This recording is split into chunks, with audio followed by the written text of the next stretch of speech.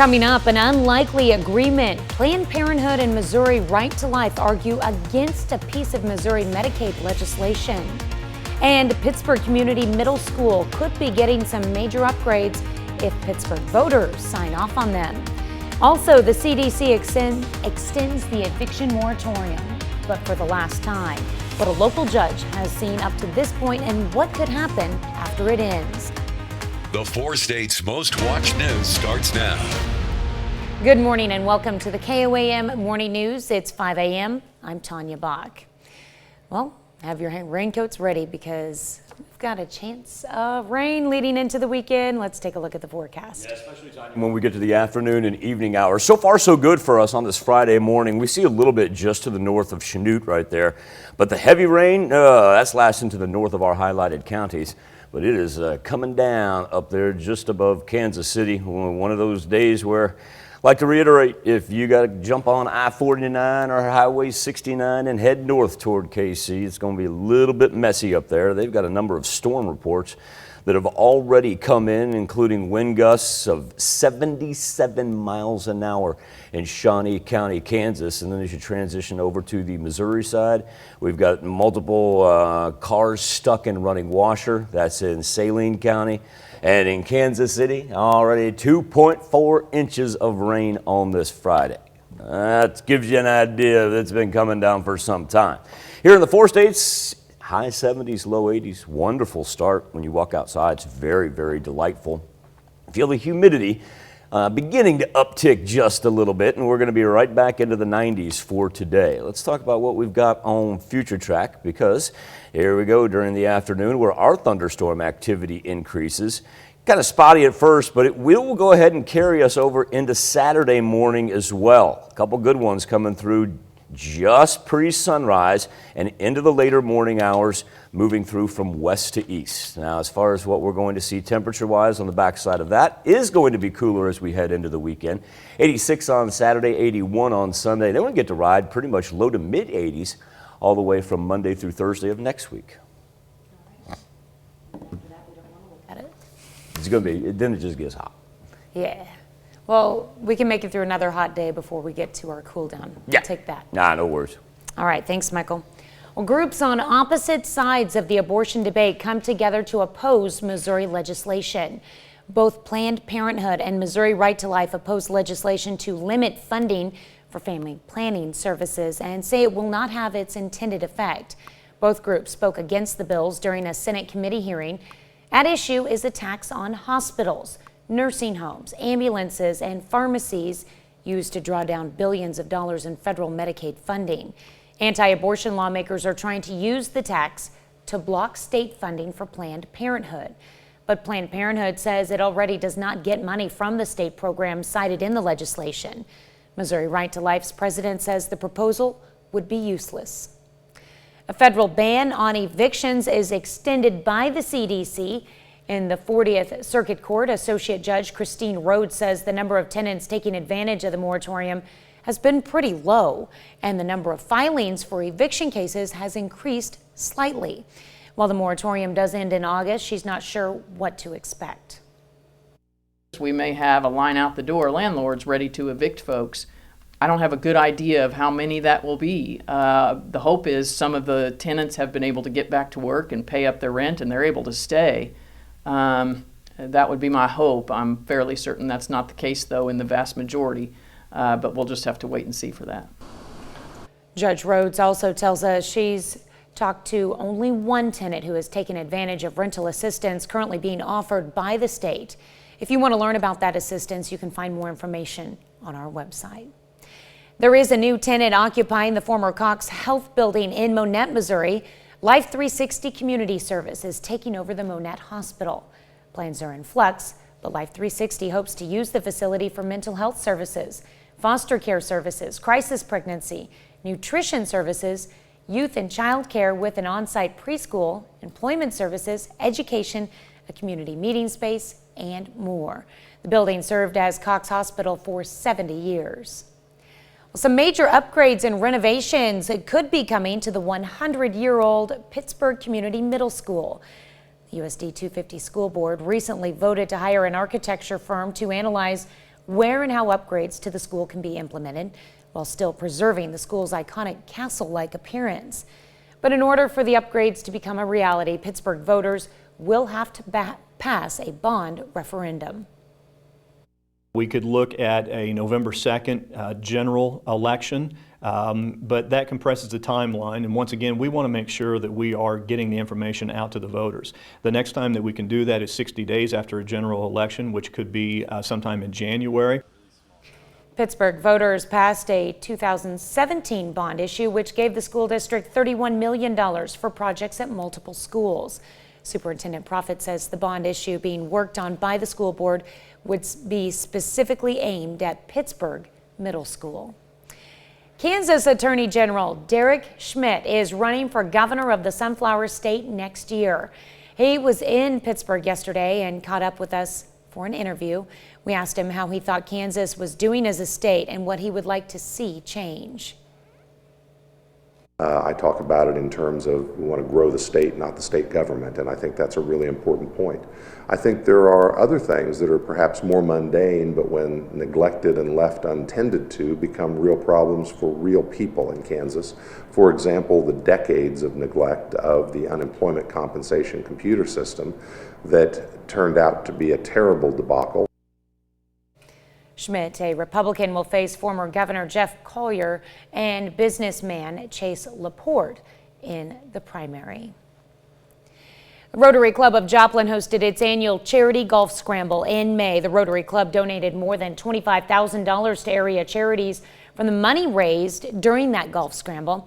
The money goes to a number of local nonprofits, including Pro Musica, the Community Clinic, Children's Haven, and the Alliance of Southwest Missouri.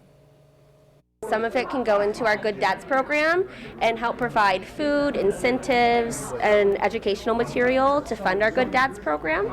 And that program is for absent fathers who want to rekindle their relationship. The Joplin Rotary Club has been serving Joplin and the area since 1916. Olympic hopefuls practiced at the Dome at America's Center in St. Louis, Missouri ahead of the U.S. Gymnastics Olympic trials. They included the most decorated gymnast in the world, Simone Biles. And yes, she still has to compete for a spot on the team, which will compete in the Olympics in Tokyo a month from now. The men's trials were held Thursday and tomorrow, and the women's trials take place today and Sunday. The trials were originally set to be held at the Enterprise Center in St. Louis, but capacity limits and other coronavirus challenges forced a change of location to the Dome at America's Center. Because of the facility change, all ticket holders will be refunded, and existing ticket holders will get priority on the resale of tickets. Pittsburgh police officer responded to a call for a snake Wednesday night. He expected something small, like a garden snake. What he got was a python. Check this out. It was on a resident's front porch. Police say the 8-foot snake now has a new enclosed home with a responsible owner who lives outside of Pittsburgh. It's 5:07. I don't walk out and see that on my porch. Thing bigger than my porch. My goodness. High 70s, low 80s as we stand here at 5:08 on this Friday morning. It's a delightful start outside, except if you got to go up to the north. We haven't seen much of it hit our counties yet. We're picking up just a little bit there, say north of Iola, in between Yates Center and Iola, and then up to the north. It's just a little fallout from this huge one, this huge band of heavy thunderstorm activity that's rolling through Kansas City and lasts all the way along I-70 to St. Louis. That's pretty massive in geographic scope right there. Highs in the mid-90s later on today. Shots for rain really kick in for this afternoon and evening and carry us into Saturday. That's a look at this morning's top stories and weather in our first 7 minutes. Coming up on the KOAM Morning News, a surge in COVID cases. A more contagious COVID-19 variant is quickly spreading around the globe. Rick Belka in London. That's my story. Coming up. Plus, Pittsburgh American Legion Baseball hosts its inaugural Matt Newberry Memorial Tournament. And if you're a lover of Subway's tuna sandwich, you may change your tune after hearing the results of a test done by the New York Times. You're watching the KOAM Morning News. More real news in the morning. We'll be right back.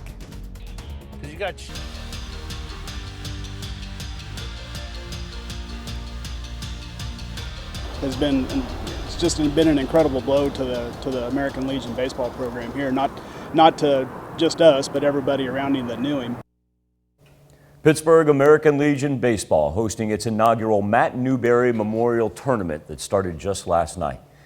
Newberry passed away in November, a part of our family here at KOAM and a large part of the Post-64 program. Everything from social media to public address to game day programs and more. Team says they wanted to start the tournament to make sure they take time every year to recognize Matt Newberry's contributions to the program. Matt brought so much to the table that, it's one of those truly, you don't know what you got until it's gone, and this was a perfect example of that. You never want to take anything for granted. This is the way we can celebrate on our program the life of Matt Newberry every year, so people remember him and, continue to, come out and support the program as best they can, show their support and, help us grow each year. Onto the field where Pittsburgh playing complete game Sander. It's a team out of Kansas City. First inning, Shea Monken back up the middle for a base hit for Pitt. He'll get stranded though as Cameron Lawson on the mound for the team out of KC with the third out of the inning. Then Isaac Elkins gets his first K of the game in the bottom half, keeps Sander off the board. Low scoring affair as KC wins it 64, beats Pittsburgh Post-64 2-1.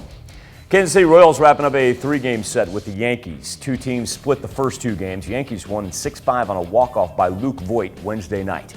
KC trying to bounce back, take the series, but the Yankees brought the big bats a Judgian blast, in the words of John Sterling. All rise. Solo home run off Brad Keller. Judge got 16 this year. Second inning, more from Judge. Single this time around. Judge goes 3 for 3, 2 RBIs.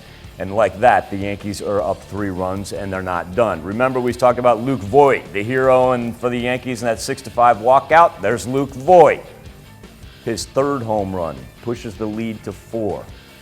Just for good measure, Gary Sanchez going to hit a 2-run home run. Yankees take the game and the series. Final score yesterday, 8-1. Still to come on the KOAM Morning News, the impacts of leaving Afghanistan. President Biden campaigned on bringing American troops home from Afghanistan. That's on track to happen by mid-September, despite growing evidence of a Taliban resurgence. I'm Steve Rappaport in New York. I've got details coming up. And to check on our 7-day forecast when the KOAM Morning News returns. We got another hot one on our hands as we find ourselves just past 5:17. Still a great time to do a little weather on the 7th. Before we get some thunderstorm activity that's going to carry us through the weekend. Now, all the flooding concerns right now really in the central portion of the United States. That's not really going to affect us too much. So let's go ahead and start by talking about temperatures because the heat's going to be here first. And that's a live look over 7th and Rangeline in Joplin. 79 degrees, extremely comfortable, albeit a little bit blustery, coming in at 18 miles per hour there straight out of the south. Skywatch Storm Tracker with temperatures in the high 70s, low 80s, and certainly nothing to complain about as far as the way it feels outside, but we know we've got developments along with that wind, and we're starting to see a little bit of it here in between Iola and AH Center. Some light rain coming down, and starting to pick up a little bit there as you head toward Garnett. But it's really what is up above the north of us because we're looking at a system that ranges from Kansas City all the way to St. Louis. As a matter of fact, this thing has actually been responsible for 2 reported tornado touchdowns. Luckily, they have happened in open fields, and so no reports of any damage or any injuries. Look at the lightning along that line. Just almost like the thunderstorm said, we're going to take I-70 and traverse across the Show Me State. And so we're watching for any fallout that comes our way for that. And of course, if you have to be on the road and head toward KC, you need to know what you're going to run into after that. Now, as we push down to the south, everything is looking absolutely gorgeous. We don't have any worries if that trip is going to take you, say, to Tulsa, any place to the south or to the west for the most part. You could head out to Wichita and certainly be okay. Now, we do have a heat warning for portions of northeast Oklahoma, heat advisory for northeast Oklahoma. Same thing as what we had a couple days ago, so just know it's going to be a little bit hotter there as you work all the way down to the south. Now, when we talk about our convective thunderstorm outlook for today,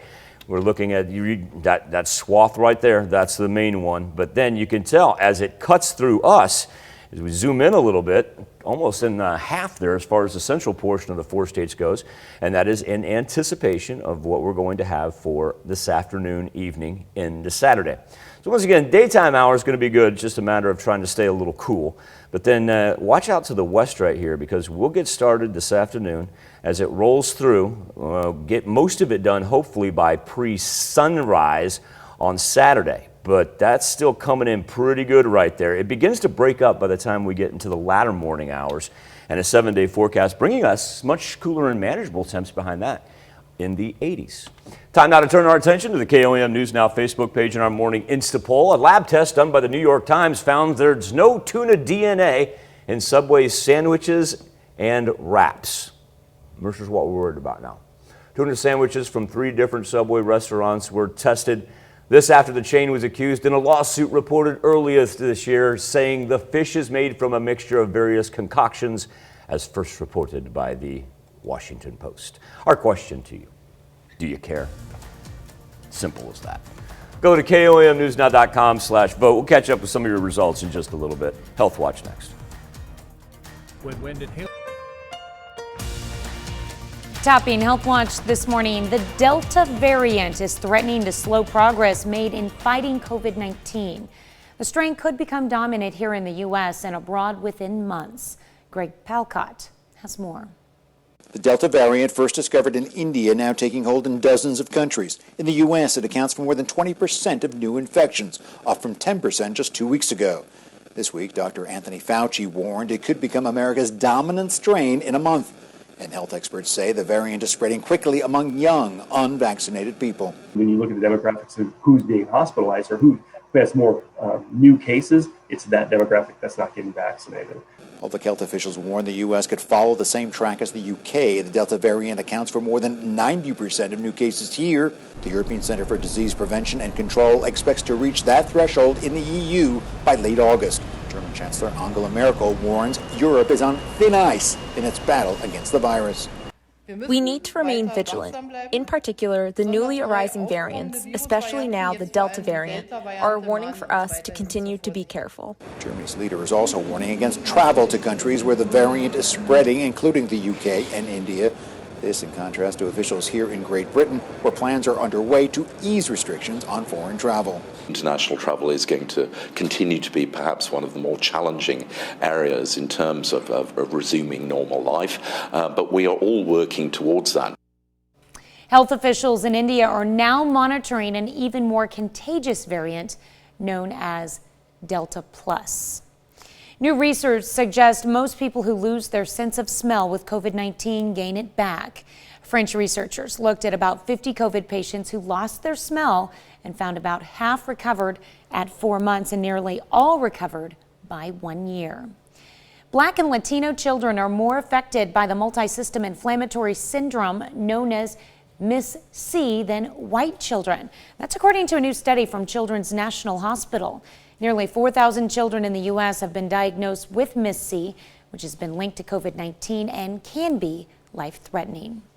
New research shows middle school sports have an overall higher rate of concussion than high school and college. The study in the Journal of the National Athletic Trainers Association finds the highest concussion rates were found in football, girls soccer, and wrestling. Early to bed and early to rise may be the way of the wise to cut down depression risk. That's according to a new study. Study published in the Journal of American Medical Association Psychiatry says that people who are early birds and help develop that in their sleep patterns may have less depression risks than those who are late night people. The study looked at 800,000 people and analyzed regulated sleep rhythms. Genetic variations were also included. Researchers say those who stay to an early rise, early bed cycle had a 23% lower risk of major depression. That's a look at some of today's top health stories. You're watching the KOAM Morning News. Picking up a little rain in between Yates Center and Iola right now. Temperatures, though, even where we are seeing the rain, absolutely perfect for an early Friday, June morning. High 70s, even a couple 80s out there, not a whole lot of them. But it's going to be a hot and humid one later on this afternoon. as we're going to make it up into the 90s, cruise into those 90s is what I should say. And we've got heat advisories for northeast Oklahoma because of that. As we work through future track, we begin to pick up a little rain for the afternoon hours. Really wants to pick up early Saturday morning and then breaks up the closer we get to sunrise and a little bit after that, with temperatures down to the 80s all the way through next week. Good morning, I'm Tanya Bach with your KOAM News Update. Groups on opposite sides of the abortion debate come together to oppose Missouri legislation. Both Planned Parenthood and Missouri Right to Life oppose legislation to limit funding for family planning services and say it will not have its intended effect. At issue is a tax on hospitals, nursing homes, ambulances, and pharmacies used to draw down billions of dollars in federal Medicaid funding. Anti-abortion lawmakers are trying to use that tax to block state funding for Planned Parenthood. But Planned Parenthood says it already does not get money from the state program cited in the legislation. There is a new tenant occupying the former Cox Health building in Monette, Missouri. Life 360 Community Services taking over the Monette Hospital. Plans are in flux, but Life 360 hopes to use the facility for mental health services, foster care services, crisis pregnancy, nutrition services, youth and child care with an on-site preschool, employment services, education, a community meeting space, and more. Here's Michael with today's forecast. Roll through Friday morning and heat up all the way up into the 90s right there. And then for the afternoon and evening, here comes the thunderstorm activity that'll carry us all the way into Saturday morning. Coming up, an unlikely agreement. Planned Parenthood and Missouri Right to Life argue against a piece of Missouri Medicaid legislation. And Pittsburgh Community Middle School could be getting some major upgrades if Pittsburgh voters sign off on them. Also, the CDC extends the eviction moratorium. But for the last time, what a local judge has seen up to this point and what could happen after it ends. The 4 states' most watched news starts now. Good morning and welcome to the KOAM Morning News. It's 5:30. I'm Tanya Bach. Well, have your raincoats ready because we've got a chance of rain this weekend. Let's take a look at the forecast. Big talker overnight. Oh, we lost our color on it too. Anyway, imagine it's infrared, okay? We'll just pretend that. Got my night vision goggles on. I'll come back and get you a colorful video of it. But everybody's been talking about the old strawberry moon. And there you are. We're looking out to the southwest right there from our tower cam at 7th and range line. And like I said, we'll come back to it here after after I get the color back. Skywatch Storm Tracker with all the thunderstorm activity hanging up to the north of us. So even though we got some growing cloud cover outside of Television City, staying on the dry side, minus this little swath in between Iola and Yates Center.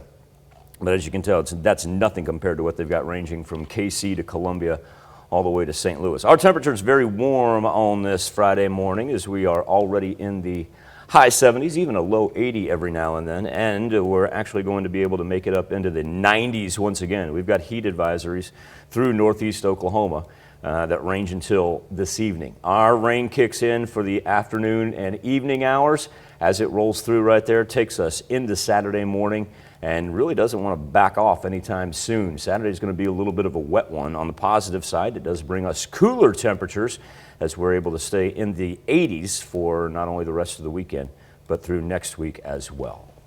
All right, well. I'm a man of my word. Okay, Can you believe that? Did you just see what it did? Yeah, that was interesting. I feel like it's a Alfred Hitchcock Friday for us. The next thing we need are some birds flying through the. I don't need birds. I just need through the image. I need this thing to kick in and give me color instead of going to black and white on me. Well, you try to get out to work. We were talking about this last night. What makes it a strawberry moon? You can either go with the harvest time, or you can go. Other people will say it's the tint of it. We didn't get much of a tint. Yeah, I noticed that. I didn't know if maybe when it first appeared, it had more of a tint. It was glowing pretty yellow last night when we looked at it. Something to howl about, that's for sure. There you go. Nope. I'll give you some time. We'll come back to that. All right, thanks, Michael. Wow, I'm about to send Brett up there. I'm about to take it down. All right, we'll get on. I don't know why Brett's laughing. All right, groups on opposite sides of the abortion debate come together to oppose Missouri legislation. Both Planned Parenthood and Missouri Right to Life oppose legislation to limit funding for family planning services and say it will not have its intended effect. Both groups spoke against the bills during a Senate committee hearing. At issue is a tax on hospitals, nursing homes, ambulances, and pharmacies used to draw down billions of dollars in federal Medicaid funding. Anti-abortion lawmakers are trying to use the tax to block state funding for Planned Parenthood. But Planned Parenthood says it already does not get money from the state program cited in the legislation. Missouri Right to Life's president says the proposal would be useless. A federal ban on evictions is extended by the CDC. In the 40th Circuit Court, Associate Judge Christine Rhodes says the number of tenants taking advantage of the moratorium has been pretty low, and the number of filings for eviction cases has increased slightly. Once the moratorium does end in August, she's not sure what to expect. We may have a line out the door, landlords ready to evict folks. I don't have a good idea of how many that will be. The hope is some of the tenants have been able to get back to work and pay up their rent and they're able to stay. That would be my hope. I'm fairly certain that's not the case, though, in the vast majority. But we'll just have to wait and see for that. Judge Rhodes also tells us she's talked to only one tenant who has taken advantage of rental assistance currently being offered by the state. If you want to learn about that assistance, you can find more information on our website. Some major upgrades and renovations could be coming to the 100-year-old Pittsburgh Community Middle School. USD 250 School Board recently voted to hire an architecture firm to analyze where and how upgrades to the school can be implemented, while still preserving the school's iconic castle-like appearance. But in order for the upgrades to become a reality, Pittsburgh voters will have to pass a bond referendum. Look at a November 2nd general election, but that compresses the timeline. And once again, we want to make sure that we are getting the information out to the voters. The next time that we can do that is 60 days after a general election, which could be sometime in January. Pittsburgh voters passed a 2017 bond issue which gave the school district $31 million for projects at multiple schools. Superintendent Proffitt says the bond issue being worked on by the school board would be specifically aimed at Pittsburgh Community Middle School. Health officials have identified the bacteria that caused an outbreak of illnesses at a splash park near Wichita. State and Sedgwick County health investigators said the Shigella bacteria was found in 3 original cases linked to visits to the Tanzania Wildlife Park. The bacteria spread through exposure to contaminated feces. The investigation began last Friday after several cases of a diarrheal illness were connected to the park. More than 200 people have responded to a survey designed to identify visitors with symptoms of fever, diarrhea, or vomiting. Health officials say it's not yet clear how many of them are connected to the splash park outbreak. Yummy. Olympic hopefuls practiced at the Dome at America's Center in St. Louis, Missouri, ahead of the U.S. Gymnastics Olympics trials. They included the most decorated gymnast in the world, Simone Biles, and yep, she still has to compete for a spot on the team, which will compete in the Olympics in Tokyo a month from now. Men's trials were held Thursday and this Saturday, and the women's trials take place today and Sunday. Trials were originally set to be held at the Enterprise Center in St. Louis, but capacity limits and other coronavirus challenges forced a change of location to the Dome at America's Center. Because of the facility change, all ticket holders will be refunded, and existing ticket holders get priority on the resale of tickets. That's a look at our top news stories. Coming up this half hour in the KOAM Morning News, we preview the upcoming Celebrate Neosho Festival this weekend. Plus, President Biden is putting the final touches on the withdrawal from Afghanistan. We'll have the latest on the situation troops are leaving behind. But first, 5:37. Up into the 90s for this afternoon, and then as we transition from Friday into Saturday, here comes some thunderstorm activity. Sweeps through for Saturday morning. Cooler temps on the backside after a wet Saturday, though. Very comfortable in the low 80s. More KOAM morning news. And Tanya, and guess what else? color. Don't breathe. No, nobody move a muscle. The Nobody strawberry move a muscle. moon. Okay, now go to commercial. Being World Watch, after almost 20 years of fighting, the troops are coming home from Afghanistan following orders from President Biden. In this edition of our Biden Impact series, Steve Rappaport takes a look at the situation they're leaving behind and whether the Afghan military is ready to stand on its own. Leaving behind a country in conflict. A blunt assessment from former Afghan President Hamid Karzai as U.S. troops make their final preparations to end America's longest war. President Biden pulling all combat troops from Afghanistan after 2 decades, keeping a promise made by 3 other presidents. But a growing number of critics say the job isn't finished, the country isn't secure, and the Taliban is still the main military power. The campaign was not against extremism or terrorism. The campaign was more against Afghan villages and homes. There are serious concerns about the state of Afghanistan's defense forces, which are struggling to keep the Taliban from advancing on major cities. The military says it will be able to hold its own when the U.S. pulls out, but there's a tough fight ahead. In addition to the troops, America is also withdrawing its air support, leaving Afghan forces in a vulnerable position as the fighting rages on. The Taliban have already retaken more than 50 districts from government forces since May, and the UN Special Envoy recently warned of dire consequences if American troops leave now. The war is at its peak here. They are leaving, saying that Afghanistan is safe now, but I don't think it's safe. Ultimately, neither side is expecting the violence to end when America leaves, with both the Taliban and the Afghan forces saying they're in the fight for the long run. There will be no security vacuum or gap in Afghanistan.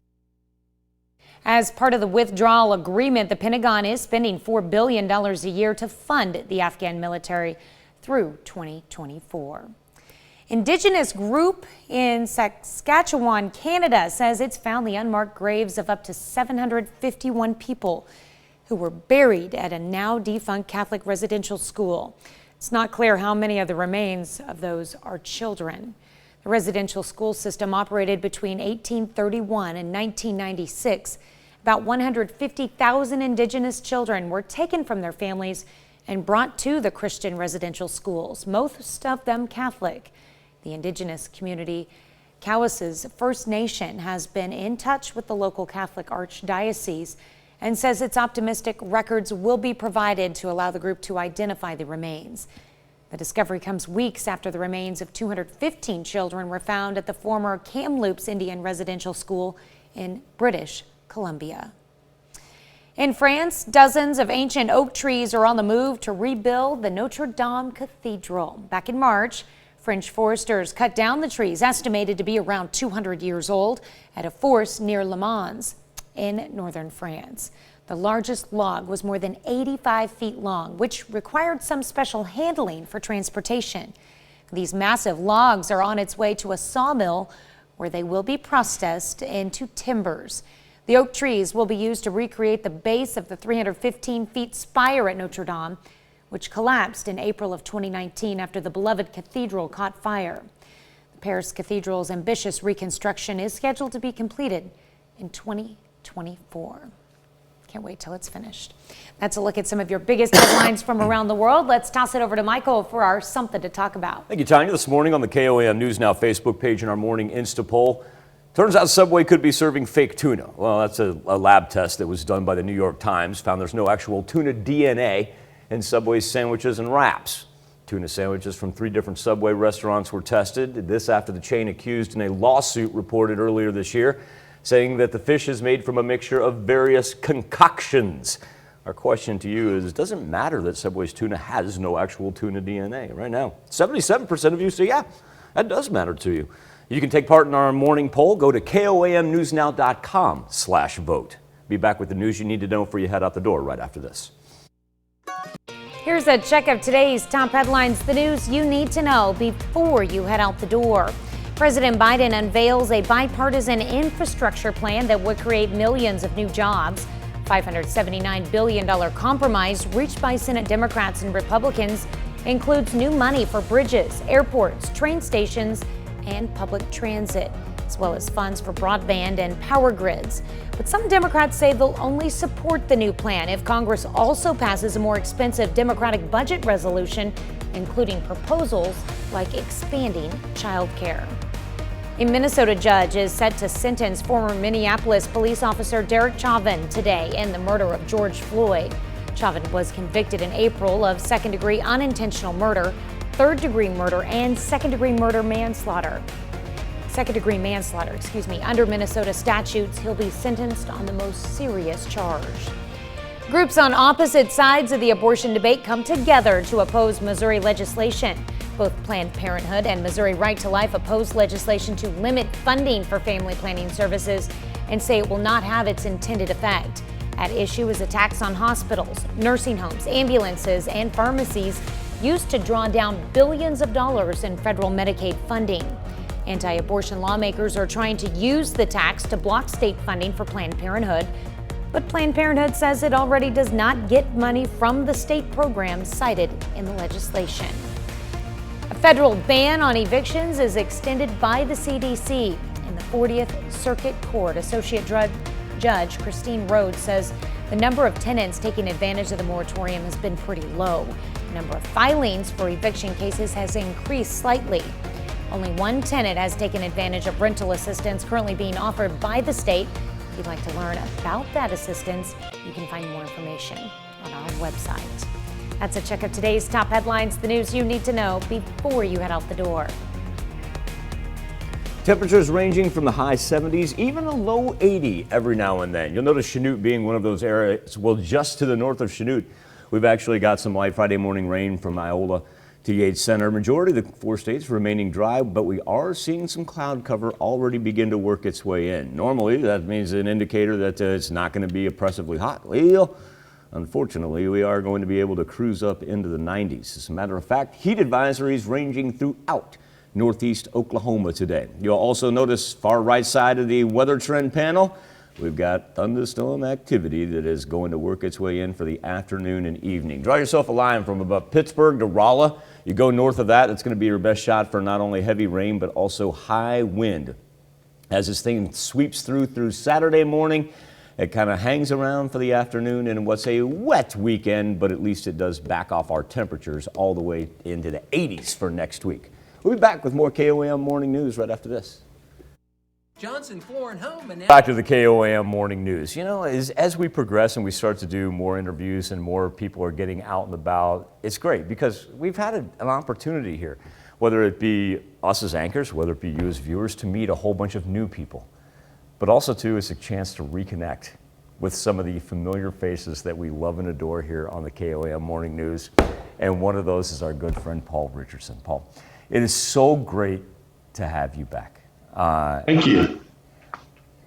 It is time for festival season once again in Neosho. And this time, we're able to do it in public as compared to 1 year ago. Simply put, sir, how exciting of a time is this for you? Well, we actually had Fall Festival here last fall.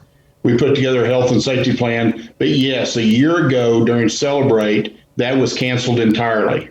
So they're back up and running. As an organizer, we're happy to be able to help them out with it and look forward to being. And we're starting with a brand new festival this year because in the years past, the last time I was involved with this was when we were still doing the air shows. Right. And we're not doing air shows anymore. But at the same point in time, while maybe some things may have changed, you've got the introduction of new events that people are going to want to take advantage of. And also, too, like you said, hey, in the fall, there weren't a whole lot of people that were comfortable maybe getting out and about. I expect that you're thinking about a great crowd turnout. And what are you telling them that they can take advantage of when it comes to the festival? We've got a lot going on. Everything this year is designed to actually celebrate Neosho. So we're focusing on Neosho features, Neosho vendors. If you want to get involved early, at 8 a.m., there are 2 bike tours going on. One that covers the Mountain Trail, the High Grounds Trail in Morris Park, and the other one is a road tour that encompasses Morris Park. Goes out east a little over a mile and then goes all the way around the outside the perimeter of the park. There's also a fishing derby at 8 a.m. Both of those start at 8 a.m. on Saturday, and it's this coming Saturday, the 26th of June. Paul, give us the details of the festival. Best time for us to get out there and enjoy a wonderful weekend in Neosho. If you just want to come for the main festival, 3 p.m., the activities kick up, the main stage kicks off. If you want to come early and get involved in those early activities, it's open to the public, and we're glad to have you. Well, if you just come in for the afternoon, 3 p.m. till dark. Well, but yeah, we got to come early because you just told me the fishing derby starts at 8. I know. I got to get there for the weigh-in. And we've got some things to give away to the winners. Heaviest stringer, second heaviest stringer, and biggest fish. Get prizes. All right. Gift cards. I was going to go buying fishing poles, but buying a fishing pole for somebody is like picking out a wife for them. I couldn't do that, so I just got them gift cards. They can go buy what they want. No, I'm just going to jump on the back. I'm going to jump on the back of Paul's bike, and he's just going to take me all the different honey holes. That's not going to happen. We'll scoop them out. But anyway, fireworks at the end of the day. Yes, as you said, yeah. Fireworks display at the end of the day. If you show up early, stay for the entire day. If you want to come in the afternoon and the evening, make sure you stick around for the fireworks. Paul, I want to thank you so much for joining us. I know it's going to be great because anything that you put on, and it's great to have you back on the show, my man. Thank you, Michael. All right, Paul Richardson. We'll be back with more KOAM Morning News right after this. Bring up the more than 4. Got a band of expanding rain here in the northern part of southeast Kansas, run up here, really in between about Yates Center to Iola to Mound City, where we're seeing the heaviest rain right now. Go ahead and remove the wind particles so we get just a little better look at where it's really coming down. Right in between Iola and Chanute as well, so that's going to affect Highway 169 and also 59. As well as 54 if you're going west out of Fort Scott toward Iola. Picking up a little bit of lightning with that, certainly nothing compared to what they've got up to the north, where just along I-70. I mean, you go from Kansas City to Columbia to St. Louis, and they've had a messy morning.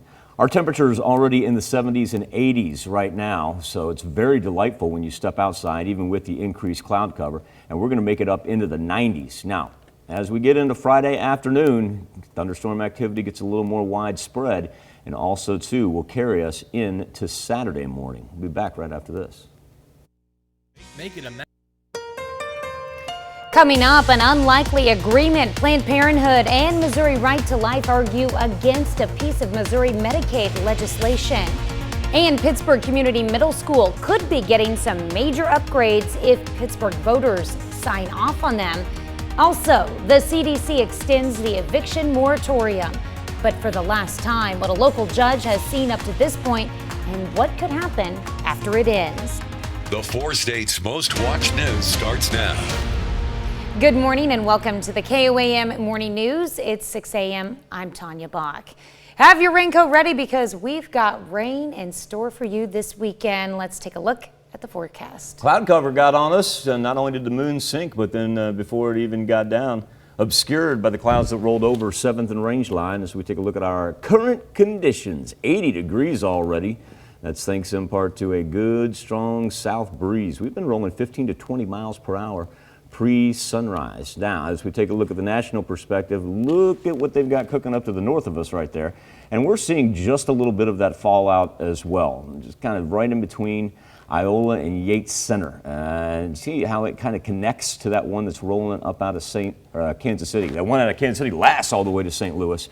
But it has really picked up here just in the northern portion of southeast Kansas, past 30 minutes. Not a whole lot of lightning involved with that, and we are luckily able to avoid any flood warnings. There's a live look outside of Television City, where our temperatures range anywhere from the high 70s to the low 80s. And the south wind's going to stick around all day long until we get that rain Tanya was talking about, and then we'll get a little shift in it. But that really won't happen until we already are in the mid-90s this afternoon. As a matter of fact, speaking of temperature, we've got heat advisories for northeast Oklahoma. Then as we get into tomorrow, it rolls through, comes in west to east right there, kind of lingers around, even though it gets a little bit better after sunrise. You can tell it just keeps on tracking through. And take yourself a line from about Pittsburgh to Rolla. That's going to be our biggest threat for high winds and also heavier rain It's a little bit better until tomorrow night. And then when you go south tomorrow night, that's when it kicks in for the south central portion of the 4 states. Definitely be I think we're all going to run into it by the time Sunday's over. All right, looking forward to it to end and our cooler temperatures to return. Much cooler. All right, well, thanks, Michael. Groups on opposite sides of the abortion debate come together to oppose Missouri legislation. Both Planned Parenthood and Missouri Right to Life oppose legislation to limit funding for family planning services and say it won't have its intended effect. Both groups spoke against the bills during a Senate committee hearing. At issue is a tax on hospitals, nursing homes, ambulances, and pharmacies used to draw down billions of dollars in federal Medicaid funding. Anti-abortion lawmakers are trying to use the tax to block state funding for Planned Parenthood. But Planned Parenthood says it already does not get money from the state programs cited in the legislation. Missouri Right to Life's president says the proposal would be useless. A federal ban on evictions is extended by the CDC. In the 40th Circuit Court locally, Associate Judge Christine Rhodes says the number of tenants taking advantage of the moratorium has been pretty low, and the number of filings for eviction cases has increased slightly. Once the moratorium does end in August, she's not sure what to expect. We may have a line out the door, landlords ready to evict folks. I don't have a good idea of how many that will be. The hope is some of the tenants have been able to get back to work and pay up their rent and they're able to stay. That would be my hope. I'm fairly certain that's not the case, though, in the vast majority, but we'll just have to wait and see for that. Judge Rhodes also tells us she's talked to only one tenant who has taken advantage of rental assistance currently being offered by the state. If you want to learn about that assistance, you can find more information on our website. Some major upgrades and renovations could be coming to the nearly 100-year-old Pittsburgh Community Middle School. USD 250 School Board recently voted to hire an architecture firm to analyze where and how upgrades to the school can be implemented, while still preserving the school's iconic castle-like appearance. But in order for the upgrades to become a reality, Pittsburgh voters will have to pass a bond referendum. We could look at a November 2nd general election, but that compresses the timeline. And once again, we want to make sure that we are getting the information out to the voters. The next time that we can do that is 60 days after a general election, which could be sometime in January. A 2017 bond issue which gave the school district $31 million for projects at multiple schools. Superintendent Proffitt says the bond issue being worked on by the school board would be specifically aimed at Pittsburgh Community Middle School. Kansas Attorney General Derek Schmidt is running for governor of the Sunflower State next year. He was in Pittsburgh yesterday, caught up with us for an interview. We asked him how he thought Kansas was doing as a state and what he would like to see change. I talk about it in terms of we want to grow the state, not the state government, and I think that's a really important point. I think there are other things that are perhaps more mundane, but when neglected and left untended to, become real problems for real people in Kansas. For example, the decades of neglect of the unemployment compensation computer system that turned out to be a terrible debacle. Schmidt, a Republican, will face former Governor Jeff Collier and businessman Chase Laporte in the primary. Pittsburgh police officer responded to a call for a snake Wednesday night. Now, he expected something small, like a garden snake. What he got, though, was a python. It was on a resident's front porch. Police say the 8-foot snake now has a new enclosed home with a responsible owner who lives outside of Pittsburgh. That officer has no fear. I love it. The officer clearly knew what he was dealing with there, just to pick it up and get the picture. That's pretty cool. Temperatures up into the 90s this afternoon. Then we're going to talk about rain for tonight into Saturday. As it rolls through, it'll start pre-sunrise and take us into the morning hours. Every now and then you're going to get a break Saturday afternoon, but then we re-ramp on Saturday night and actually have the activity carry us into Sunday. Look at the nice, mild, late June temperatures behind it, though. We're going to be able to stay in the low 80s for the most part, really the most of next week.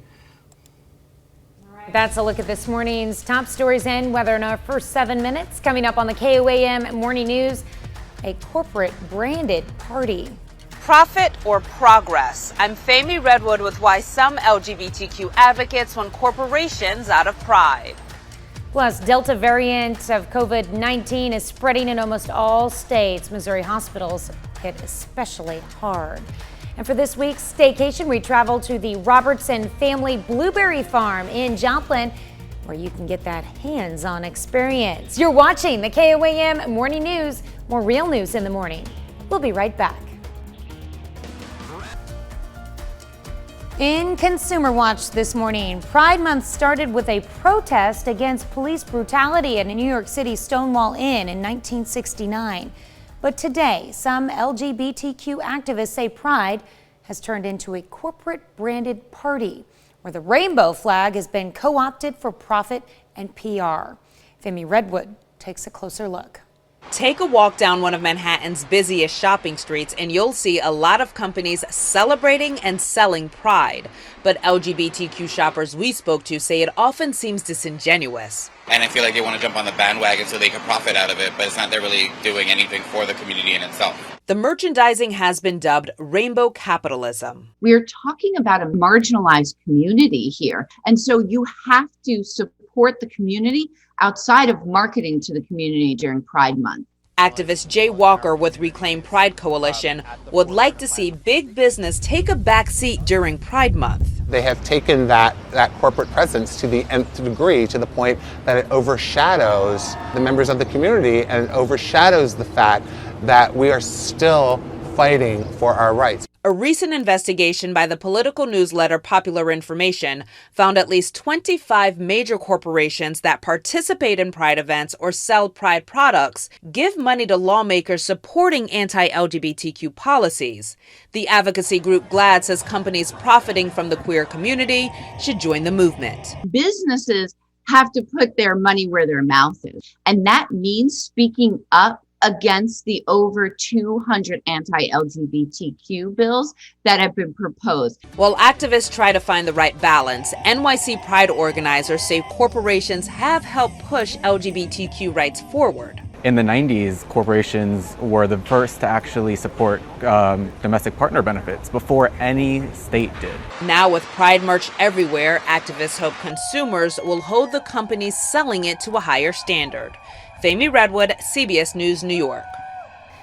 Microsoft's newest operating system made its debut yesterday. Windows 11 will have Microsoft Teams built in for those working from home. It also has a revamped start menu, a new store, and improved gaming technology. Microsoft did not give a release date, but promised to give Windows 10 users a free upgrade later this year. All right. Wendy's spills the beans on a new test run for a plant-based burger.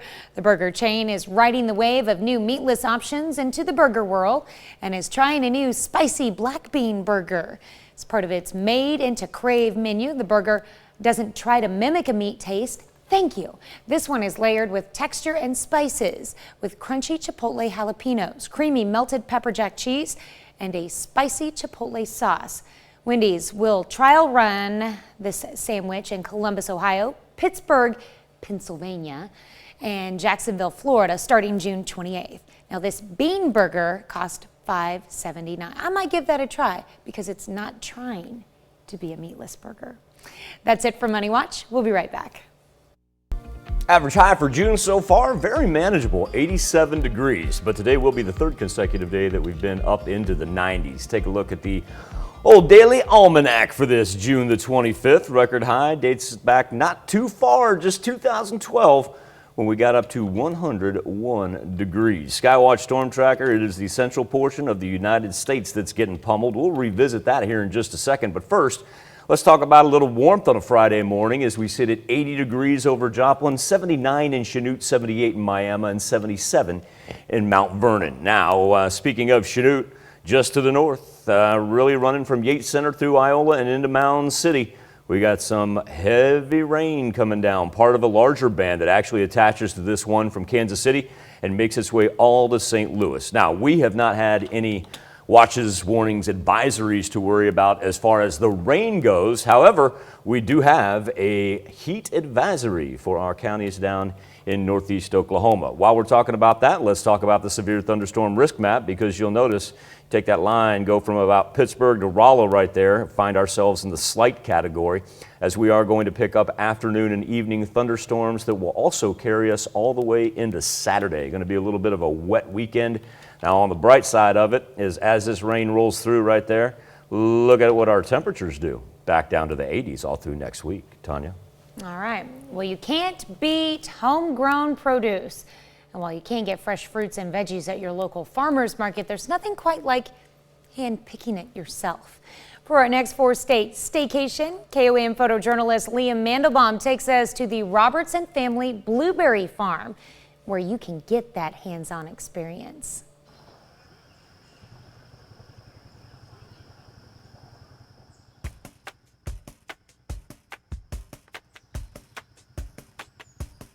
So we are just south of Joplin, and this is Robertson Family Farm. The farm has been here for about 20 years. We purchased it about 8 years ago. So this is truly a family farm. My in-laws own the farm. My husband and I work it. Also, we just have other family members who come out and help. So it's just it's a family-owned blueberry farm. We have buckets over here on a table. We also have belts. So some people like to put their bucket on a belt so they can pick with 2 hands. So two-handed picking. They go out into the field, they find blueberries, they pick them, and they come back, weigh them up, and we send you home with a bag of berries.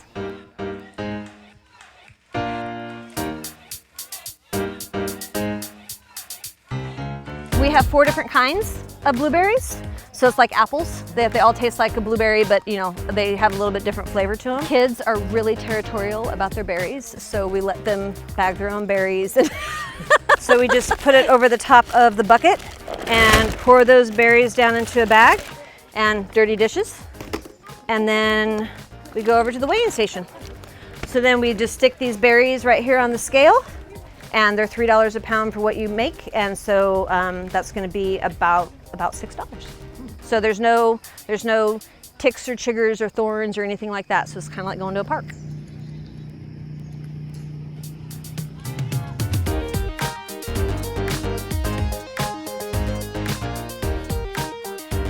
Most kids love blueberries. So it's a good thing to just come out and, you kind of let the kids run around.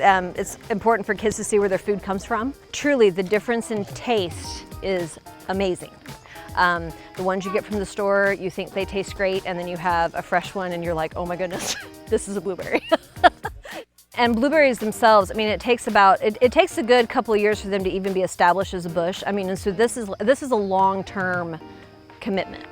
This isn't something that you're going to plant and be able to pick off of the next year. So, it takes a couple years for them to get established. So, we're in it for the long haul. Well, if you want to check out the farm yourself, it's open from 8 a.m. to noon and from 5:30 p.m. to 8:30 p.m. Not during the peak heat hours. We'll have more information on our morning show page. We'll be right back. Topping Health Watch this morning, the highly transmittable Delta coronavirus variant is spreading in almost every state. Experts first detected it in India, and now it's hitting Missouri especially hard. Martin Savage reports hospitals there are struggling to keep up. In Springfield, Missouri, coronavirus hospitalizations are up more than 225% since the beginning of June. The region's 2 major hospital systems are once more worried about being overwhelmed. It appears to be related to the Delta variant. We began to get news of the Delta variant about 5 weeks ago. The Delta variant, the same variant blamed for the catastrophic surge of COVID cases and deaths in India, is quickly becoming more prominent in the U.S. At a press conference this week, local health officials said it makes up 93% of COVID cases in Springfield and surrounding Greene County. 34 cases were hospitalized due to COVID-related illness in mid-May. As of yesterday, we had 155 cases hospitalized due to COVID-related illness. That is the highest it's been since January. The hospitals report many of their new patients are young and, until recently, healthy. What's more, medical experts say just about all those hospitalized share something in common. What percentage do you think it is of people you have now who are unvaccinated? In the hospital, it's nearly 100% of the people hospitalized with COVID pneumonia are unvaccinated. Health experts say the current vaccines by Pfizer, Moderna, and Johnson & Johnson are all effective at reducing severity of illness and hospitalizations caused by the Delta variant. But the county's vaccination rate is running behind the national rate of 45%. Of those eligible, we're at 37.7%. You realize you're behind? We do, yeah. In other parts of the state, the numbers are far worse. More than 20 counties in Missouri report less than 20% of their populations fully vaccinated. Counties that voted overwhelmingly for Donald Trump in 2020. There's been a lot of misinformation that has definitely played a tremendous role in politicizing this entire situation.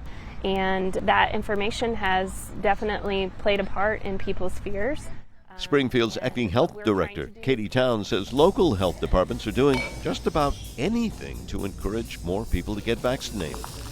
Like this event at a local brewery offering free beer and a shot, as in vaccine. Will Branch says it was pressure from his family and not the beer that finally got him over his hesitancy. What was it that kept you from getting the vaccine? Fear. I don't really have any other answer other than I was scared of a new thing. Louis Michael wishes he'd got the vaccine. I was short of breath for a little bit. He and his wife Patty both ended up in Mercy Hospital with serious COVID complications. He says not getting the vaccine was a huge mistake. I hope people do think about getting the vaccination. It's your prerogative, but I wish I had done it to just avoid this. Fortunately, Michael and his wife are doing much better thanks to expert care. But doctors and nurses at local hospitals say after an exhausting year and a half of battling COVID, this latest surge is having a significant impact on morale, saying it's harder to again risk their own health and well-being for someone who chose not to get vaccinated. I think when the staff's putting themselves at risk in these situations and they feel like other people aren't willing to take the vaccine despite their risk, that's a hard one for some people to swallow. Mercy Hospital reports holding COVID patients in its emergency room waiting on admissions. Cox Health says it's had to divert cases to hospitals in St. Louis and Kansas City. Health officials say it's impacting teens and younger adults. Some have needed ventilators. That's a look at some of today's top health stories. You're watching the KOAM Morning News. Temperatures right now already in the high 70s, couple low 80s up there, and while we get up into the 90s later on with heat advisories in northeast Oklahoma, the big change comes tonight into tomorrow. Thunderstorm activity rolls in from west to east, takes us pretty much through Saturday afternoon into Sunday as well. A wet weekend, but very, very nice temperatures after that, as we'll just be in the 80s all the way through next week. Now we are going to heat back up just in time for the 4th of July weekend. We'll be back with more KOAM Morning News right after this. Anyone with a Coming up, an unlikely agreement. Planned Parenthood and Missouri Right to Life argue against a piece of Missouri Medicaid legislation. And Pittsburgh Community Middle School could be getting some major upgrades if Pittsburgh voters sign off. Also, the CDC extends the eviction moratorium, but for the last time, what a local judge has seen up to this point and what could happen after it ends. The 4 states' most watched news starts now. Good morning and welcome to the KOAM Morning News. It's 6:30. I'm Tanya Bach. Hope you have your raincoats ready because you might need them this weekend. Let's go straight to Michael Hayslip with a look at your forecast. Yeah, Tanya, we've already got some growing cloud cover here on this Friday morning. That's a live look over 7th and Rangeline, yet at the same point in time, very comfortable outside, 80 degrees. Wind has played a factor this morning, still coming in at anywhere from about 15 to 20 miles per hour. Look at what's just dominating northern portion of Missouri right there. We get a little fallout from it, but certainly could be a whole lot worse if we were just 90 minutes there closer to Kansas City. But check out right in between Iola and Mound City, now ranging up into the northern portions of southwest Missouri as well. We've had a little bit of lightning, but nothing like what they've had along I-70 that has been lasting all morning long. 80 in Joplin, 78 in Independence and Nevada, 76 right now in Monette, and we're still going to be hot today, make it up into the mid-90s with heat advisories ranging through northeast Oklahoma. Now, as the jet stream begins to move down a little bit, because you notice it's still ranging up to the north of us. Well, here we go. Afternoon and nighttime, we get some scattered thunderstorm activity, but then we pick up once we turn the clock into Saturday, and it's going to be some pre-sunrise that'll last us into the later morning hours, all the way into Saturday evening and even Sunday. Now, the nice relief is, after it rolls through, our temperatures are going to be in the low to mid-80s all next week. All right. Well, I'm looking forward to that cool down in temperatures again. And overnight lows still dropping down into the 60s right Yeah, having that long stretch will be really nice. Yeah, nice little stretch. Take that. All right, thanks, Michael. Groups on opposite sides of the abortion debate come together to oppose Missouri legislation. Both Planned Parenthood and Missouri Right to Life oppose legislation to limit funding for family planning services and say it will not have its intended effect. Both groups spoke against the bills during a Senate committee hearing. At issue is a tax on hospitals, nursing homes, ambulances, and pharmacies used to draw down billions of dollars in federal Medicaid funding. Anti-abortion lawmakers are trying to use the tax to block state funding for Planned Parenthood. But Planned Parenthood says it already does not get money from the state program cited in the legislation. Missouri Right to Life's president says the proposal would be useless.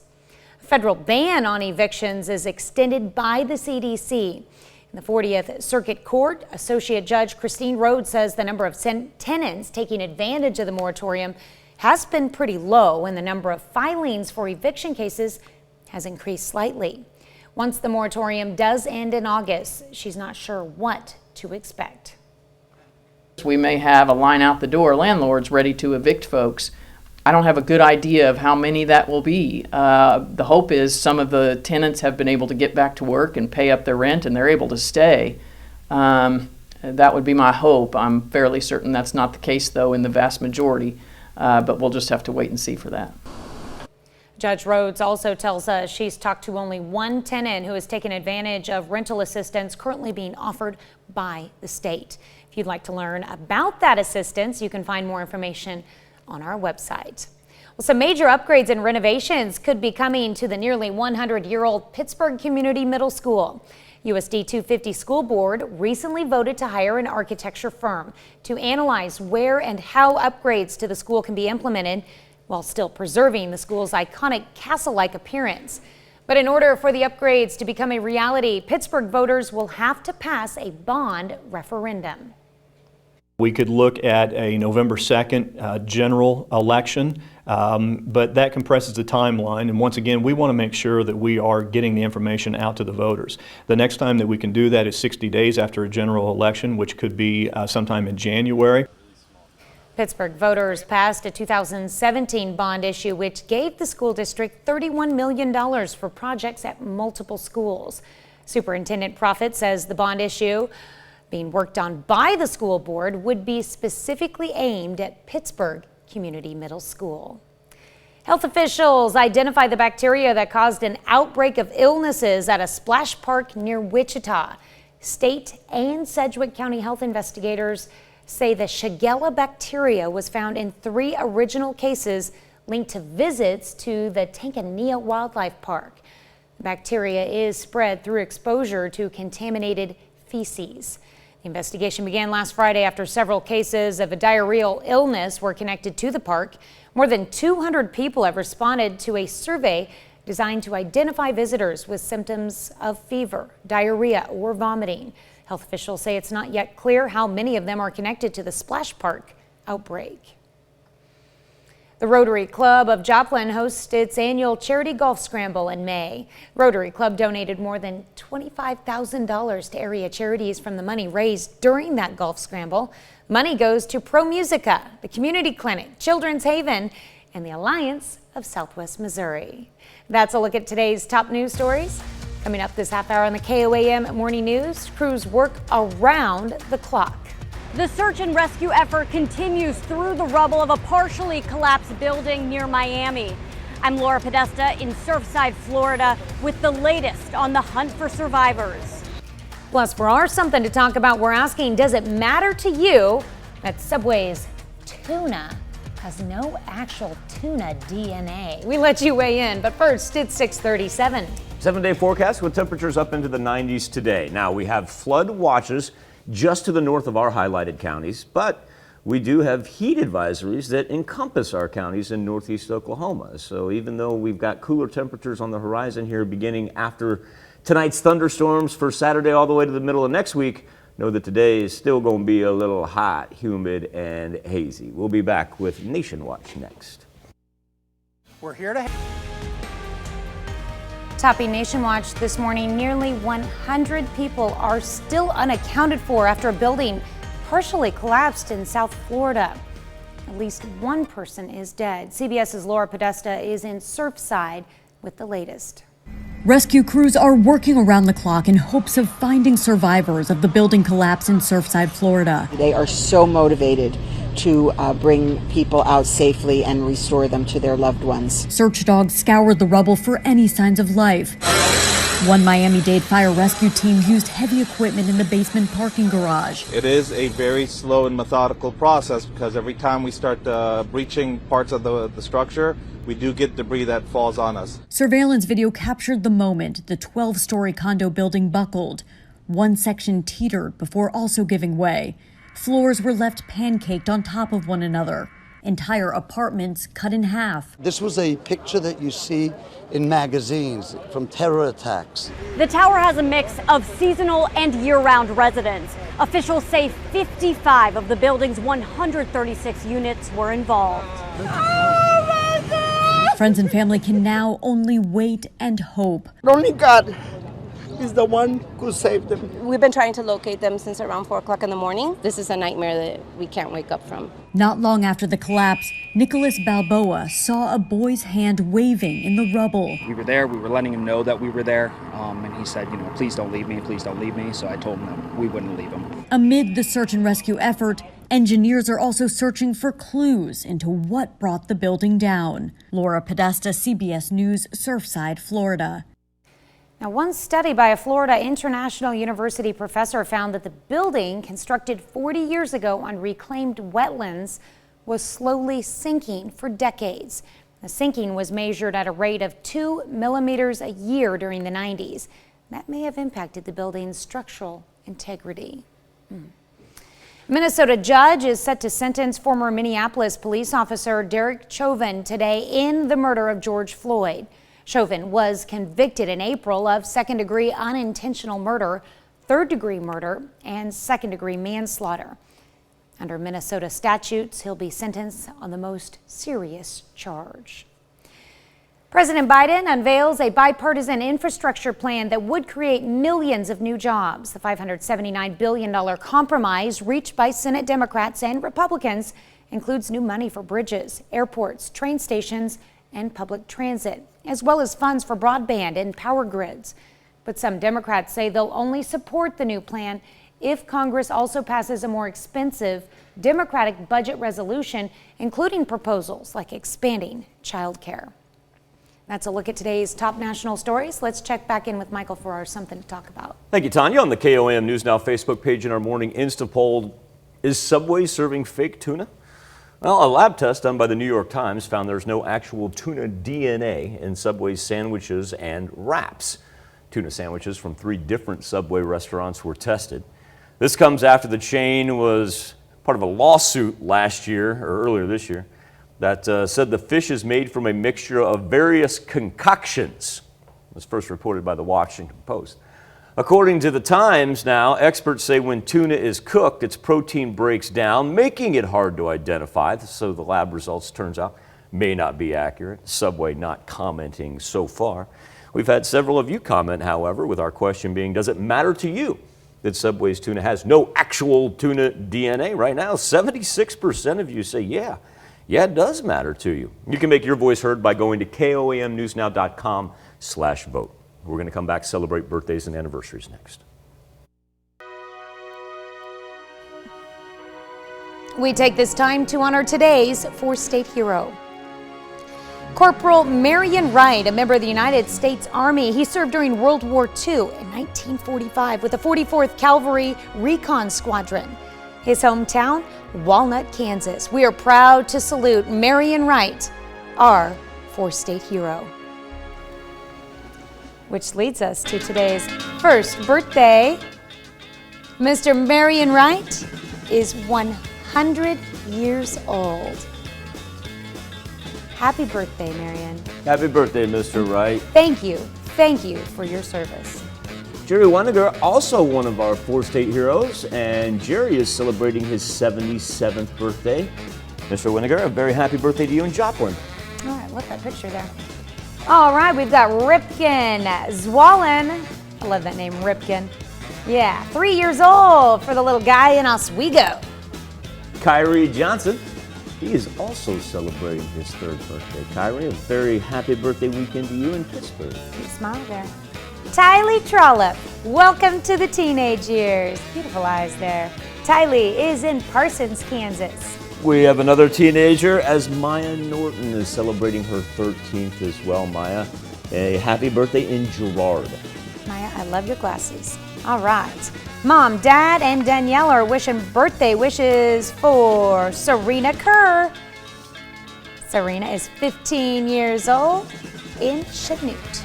Run on up to Fort Scott, and that's where AJ Hegerman is celebrating the big 2-0. AJ, have a great weekend. All right, happy birthday, AJ. And let's see, our neighbor Shannon Beasley.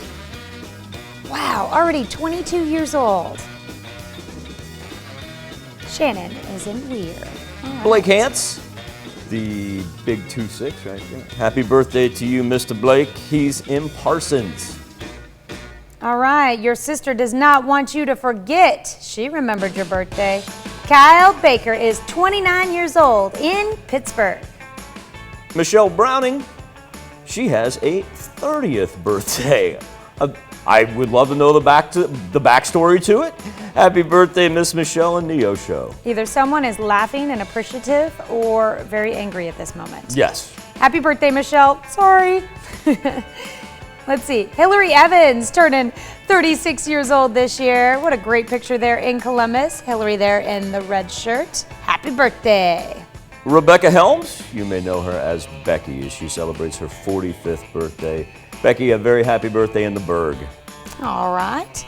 Tanya Smedley turning 52 years old this year. What a great picture there of Tanya in Thayer, Kansas. In St. Paul, Tom Schoenhofer. A happy 77th birthday to you, Tom. All right, and birthday wishes going out to Carol Phelps, who just celebrated number 79. Congratulations and happy birthday, Carol, in Crestline. And in Erie, Joyce Howard Ging, she's celebrating her 79th birthday. What a marvelous picture right there. I would love to know, Joyce, I would love to know how long you engaged in trick riding and equestrian, or if Mom and Dad caught you up there one day, snapped a picture, and then yelled at you to get down before you got hurt. Well, the little Western getup that she's wearing, I think she did it. I think she was, like you call it, a trick rider. Or at least she wanted to be. It could be both, yeah. Happy birthday, Miss Joyce. Cool picture, very cool. Christina Walsh, celebrating another year wiser. Nice picture there, Christina in Chanute. Keep it in Chanute because that's where Alice Tobin is celebrating her birthday as well. A happy birthday, Alice. All right, we got a couple of anniversaries. Mark and Terry Thompson celebrating 38 years together. Hey, that's a nice picture of the Thompsons in Pittsburgh. We're going to make it an even 40 for Stanley and Tammy Burton. Marvelous looking picture right there of the Burtons. Congratulations on 40 years. They are in Columbus. All right, our birthday list goes on. We've got Alexis Rowe celebrating. Steve Brooks is 53. Steve is in Girard. And in Columbus, Trenton Layson turning 12 years old this weekend. A happy birthday to Debbie Palmer Santizo, as Debbie is 41 in Crestline. Callie Beechner, now 28. Happy birthday, Callie. In St. Paul, George Bunker, he's celebrating the big number 1-2 this weekend. Sir George is in Carterville. And give you a screen all to yourself, Miss Vicki Kennedy, as she celebrates her 48th birthday. And Vicki, I want you to know that these happy birthday wishes come from the entire Mosaic group. Vicki is in Pittsburgh. Happy birthday and happy anniversary to all, whether you're celebrating this June the 25th. Maybe we're looking forward to a birthday on June the 26th tomorrow. Here's where you can send them into if you go the email route, birthdays with an S at KOAMTV.com, or you can go to our website, birthdays at KOAMnewsnow.com. You can go to KOAMnewsnow.com, click on the old birthday link. Pretty much that simple to do. Just make sure you include the day on which we are celebrating your birthday or anniversary. Now here's Tanya Bach with a very important birthday announcement. And when you go to our website, you can also sign up and get special deals from local businesses by becoming a member of the KOAM Birthday Club. All you have to do is go to KOAMnewsnow.com, sign up for that KOAM Birthday Club today. Final glance at our Facebook page in the KOAM News Now Insta poll. We're asking, does it matter to you that Subway's tuna has no actual tuna DNA? Not making this up, it comes out of a report from the Washington Times. Was talking about a lawsuit. I think the New York Post has done the lab work. Right now, 77% of you say, yeah, I do care that there's not tuna DNA in either those subs or those wraps. So you can take part each and every morning. All you have to do is go to KOAMnewsnow.com/vote. Tanya? All right, here's a check of today's top headlines, the news you need to know before you head out the door. President Biden unveils a bipartisan infrastructure plan that would create millions of new jobs. The $579 billion compromise reached by Senate Democrats and Republicans includes new money for bridges, airports, train stations, and public transit, as well as funds for broadband and power grids. But some Democrats say they'll only support the new plan if Congress also passes a more expensive Democratic budget resolution, including proposals like expanding child care. A Minnesota judge is set to sentence former Minneapolis police officer Derek Chauvin today in the murder of George Floyd. Chauvin was convicted in April of second-degree unintentional murder, third-degree murder, and second-degree manslaughter. Under Minnesota statutes, he'll be sentenced on the most serious charge. Groups on opposite sides of the abortion debate come together to oppose Missouri legislation. Both Planned Parenthood and Missouri Right to Life oppose legislation to limit funding for family planning services and say it will not have its intended effect. At issue is a tax on hospitals, nursing homes, ambulances, and pharmacies used to draw down billions of dollars in federal Medicaid funding. Anti-abortion lawmakers are trying to use the tax to block state funding for Planned Parenthood. But Planned Parenthood says it already does not get money from the state programs cited in the legislation. And a federal ban on evictions is extended by the CDC.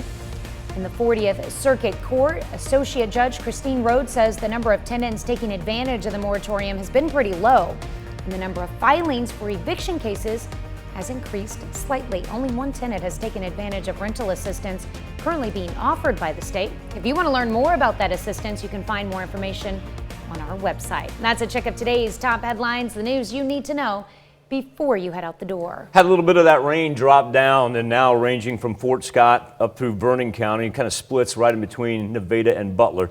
This is moving from west to east. Lightning's been fairly limited, and we really won't have any flooding concerns for this morning. We will have heat concerns as northeast Oklahoma finds itself in a heat advisory until this evening, up into the mid-90s by the time we wrap up Friday. And as we wrap up Friday and transition into Saturday, that is when thunderstorm activity kicks in. Going to be a little bit of a wet weekend with the rain just keep on coming in from the west, moving off to the east. Heavy rain and high winds going to be our main concerns here. Luckily, cool temperatures by the time we get to next week. All right, well, coming up at noon, we've got something interesting going on in the Mr. Food Test Kitchen. It's called a grilled PB&M. And yes, it has peanut butter marshmallow. in it. Am I right? That's my tease for you. Marshmallow. All right, your morning news continues on KOAM, CBS Morning News. That's coming up next. Or you can switch on over with us on Fox 14, where your only local morning news continues. And this morning, we're going to keep on not only tracking those rain that we've got right now in the northern portion of the 4 states, But also keep our eyes on what's developed from Kansas City lasts all the way to St. Louis for any of you that may not only have to take a trip today, but hey, you may have weekend plans as well. Hey, right. Well, I'm sorry. Well, speaking of weekend plans, we've got details on celebrating a Neosho, and our staycation series takes you to a local blueberry farm. I like this because I'm not up here. Hey, enjoy your Friday. Do me a favor. Have a great weekend and be safe. We'll do this all again on Monday morning. And we're going to do it again today at noon.